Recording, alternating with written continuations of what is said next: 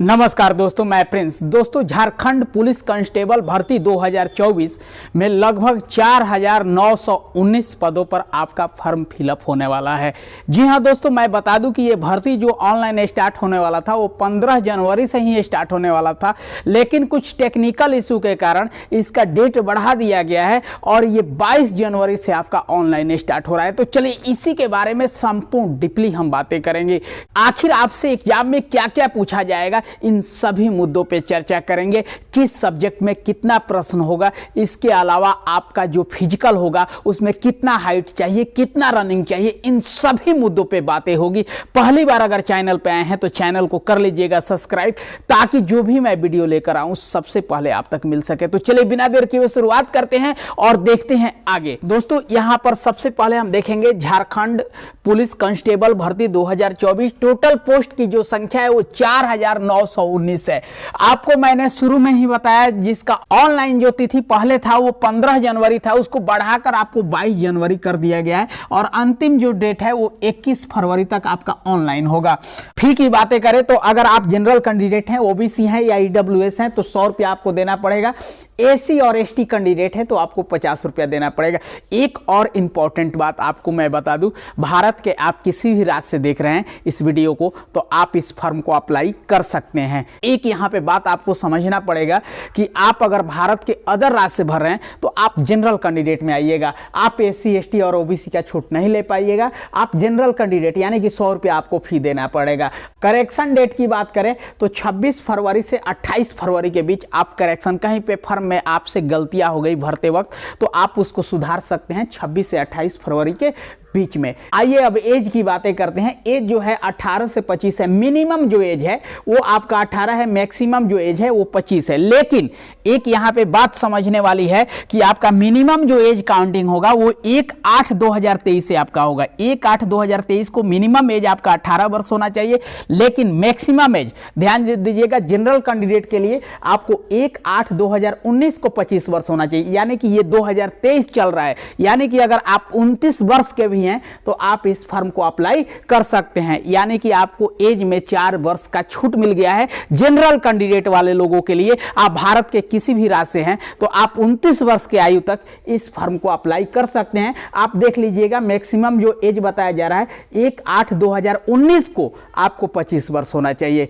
यानी कि अभी वर्तमान में 2023 चल रहा है, लेकिन जो एज काउंटिंग किया जा रहा है वो 1/8/2019 से ही किया जा रहा है। तो ये आपके लिए एक प्लस पॉइंट है।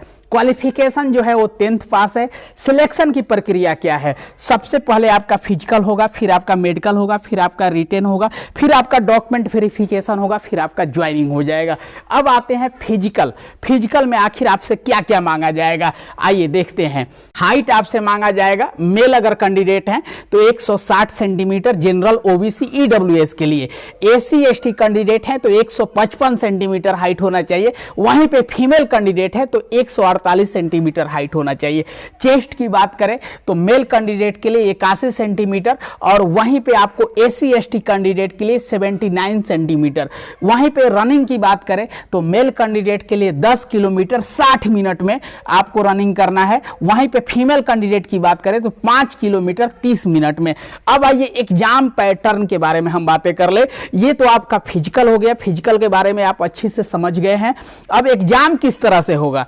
एग्जाम जो होगा वो आपका ऑफलाइन होगा। एक क्वेश्चन आपका 3 अंक का होगा, लेकिन अगर आप एक रॉन्ग करते हैं तो आपका 1 अंक कट जाएगा। यहां पे क्लियर बताया गया है कि एक क्वेश्चन 3 अंक का होगा और एक गलती करने पर 1 अंक आपका कट जाएगा। अब आइए यहां पे रिटेन में 2 पत्र होंगे, यानी कि रिटेन जो टेस्ट आपका होगा उसमें 2 पेपर होगा और प्रत्येक पत्र 2 घंटे के होंगे। यानी कि एक पत्र 2 घंटा, फिर दूसरा पत्र 2 घंटा। पेपर 1 के हम सिलेबस की बातें कर ले तो पेपर 1 में मैं आपको बता दूं कि क्षेत्रीय जो भाषा होता है, जैसे कि यहां पे आपको बताया गया है क्षेत्रीय जनजातीय भाषा, इससे आपको 100 मार्क्स का क्वेश्चन रहेगा। इसमें आपको 30% अंक लाना अनिवार्य है। अब क्षेत्रीय जनजातीय भाषा कौन कौन सा है तो आप इसमें से चुन सकते हैं। संस्कृत है, हिंदी है, अंग्रेजी है, संथाली है, बंगला है, मुंडारी है, मुंडा है, खरिया इत्यादि बहुत सारी भाषा वहां पे दिया गया है। आप इसके नोटिफिकेशन पे और भी भाषा अगर आप चाहते हैं तो आप डीपली जाकर वहां पर देख लीजिएगा। इसमें इसमें से अगर मान लीजिए जैसे कि अगर आप हिंदी लेते हैं तो हिंदी में आपको 30% अंक लाना अनिवार्य है। इसमें सिर्फ और सिर्फ पेपर 1 में आपको पास करना है। पेपर 1 अगर पास कीजिएगा तो पेपर 2 आपका जांच होगा, पेपर 1 अगर पास नहीं कीजिएगा तो पेपर 2 आपका जांच नहीं होगा। अब आपके ऊपर निर्भर करता है कि आप कौन सा सब्जेक्ट इसमें से लेते हैं, कौन सी भाषा अगर आप लेते हैं तो उस भाषा में आपको पास करना है। आइए अब पेपर 2 की बातें करते हैं। पेपर 2 में आपका 2 सेक्शन होगा, सेक्शन ए और सेक्शन बी। यहां पे मैंने पेपर 1 देकर बताया है तो ये सेक्शन 1 है आपका। इसमें हिंदी कंपलसरी है, इसमें आप लैंग्वेज चेंज नहीं कर सकते हैं, यानी कि हिंदी आपका 50 मार्क्स का रहेगा। वहीं पे आपको पेपर 2 यानी कि सेक्शन बी में जीके आपका 25 क्वेश्चन रहेगा, मैथ आपका 25 क्वेश्चन रहेगा।